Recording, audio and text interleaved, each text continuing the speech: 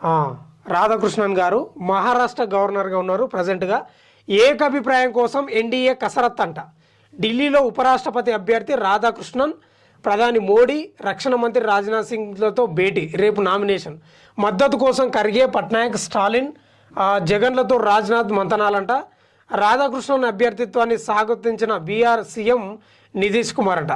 OBC అభ్యర్థిని ఎంచుకున్నందుకు ప్రధాని మోడీకి బీజేపీ ధన్యవాదాలు.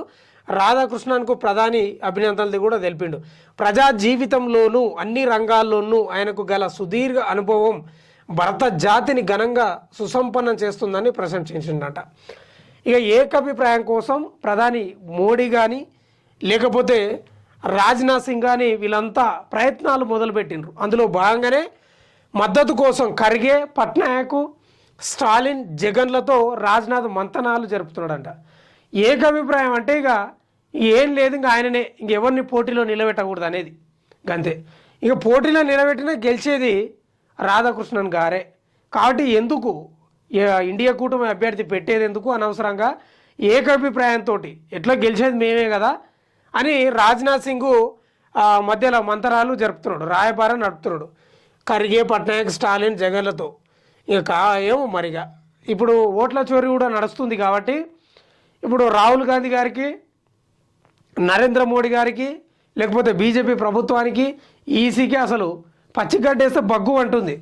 ఈ క్రమంలో ఇండియా కూటమి ఓడిపోయినా సరే, ఓడిపోతే ఓడిపోని, గెలవడం తెలుసు మాకు, కానీ అభ్యర్థిని పెడతాం, మా బలాన్ని నిరూపించుకుంటాం, మేము పోటీలో లేకుండా తప్పించుకోలేము, ఖచ్చితంగా నిలబడతాం అనేది రాహుల్ గాంధీ గారి ఒక అభిప్రాయం కనిపిస్తూ ఉంది.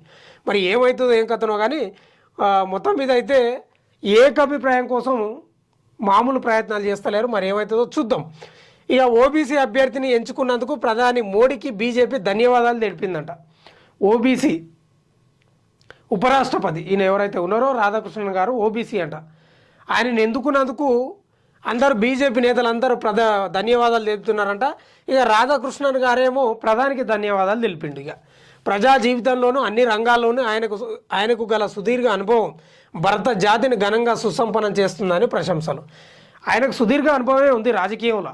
ఆర్ఎస్ఎస్ బ్యాక్గ్రౌండ్, బీజేపీ కోసం పనిచేసిండు, సుదీర్ఘ అనుభవమే ఉంది. కానీ ఉపరాష్ట్రపతిగా స్వతంత్రంగా పనిచేసే అధికారాలు ఉన్నాయి. అట్లా పనిచేపిస్తే కూడా బెటర్. ప్రధాని మోడీ గారు లేకపోతే అమిత్ షా గారు చెప్పినట్లే ఆట ఆడాలంటే కూడా కాదు. మొన్న గత ధన్ఖడ్ గారిని స్వతంత్రంగా పనిచేయకనే ఆయన చీకట్లో ఏదో చెప్పి పంపించేసారు. కాబట్టి వీళ్ళది ఏమవుతుందంటే స్వతంత్రంగా పనిచేసే అధికారం కల్పిస్తే భారత రాజ్యాంగాన్ని, ప్రజాస్వామ్యాన్ని కాపాడే విధంగా పనిచేస్తారు. ఆ పని చేయాలి. ఇక మీ అందరినీ మీ చెప్పు చేతుల్లో పెట్టుకుంటే